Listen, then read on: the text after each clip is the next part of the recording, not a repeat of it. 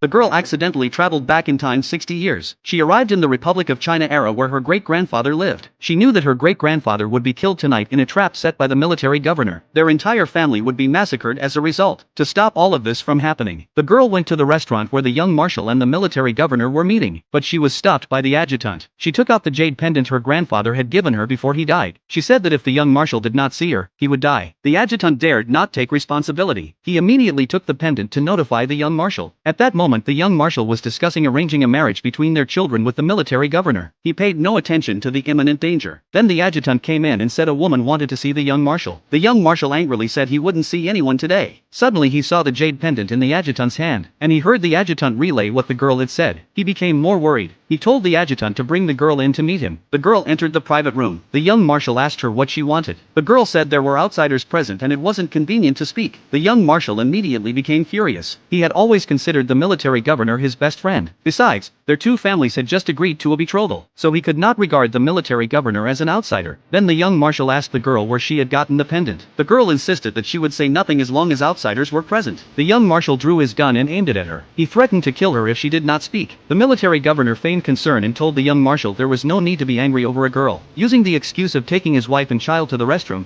he left the private room. At the moment he brushed past the girl, the military governor's gaze grew unusually fierce. After the door closed, the girl knelt and paid her respects. She greeted the great-grandfather, great-grandmother, and grandfather before her. This made the little boy burst out laughing. He was only 6 years old. He didn't understand why the girl called him grandfather. The young marshal thought the girl was deliberately disrupting his banquet. The girl explained that she was their descendant, because she had traveled back from the future. It turned out that after the young marshal's family had been killed by the military governor back then, the girl's grandfather had miraculously survived. However, he was tortured and left permanently disabled. On his deathbed he remained tormented by his family's brutal deaths. His tears fell onto the jade pendant. Miraculously, the pendant sent the girl back 60 years. Several people remained unconvinced after hearing this. At that moment the girl cautioned the young marshal. She told him to kill the military governor as soon as he entered. If the young marshal did not kill the military governor, then he would die here. The young marshal asked the girl to produce evidence. The girl said the pendant was the evidence, but the young marshal felt the pendant was not convincing. The young marshal's wife also believed the military governor and the young marshal were as close as brothers. She couldn't imagine the military governor killing them. Little did they know that outside the door the military governor had already ordered his men to wait for the right moment. As soon as the military governor smashed a cup, his men would rush in with guns and kill the young marshal. Seeing that she could not convince the young marshal, she suggested that they jump out the window, maybe they could escape with their lives. The young marshal still did not believe the girl's words. He ordered his men to take the girl outside and lock her up, waiting for the military governor to return. Although the young marshal remained polite to him, in his heart he grew more wary. He noticed that the military governor's daughter had not returned with him.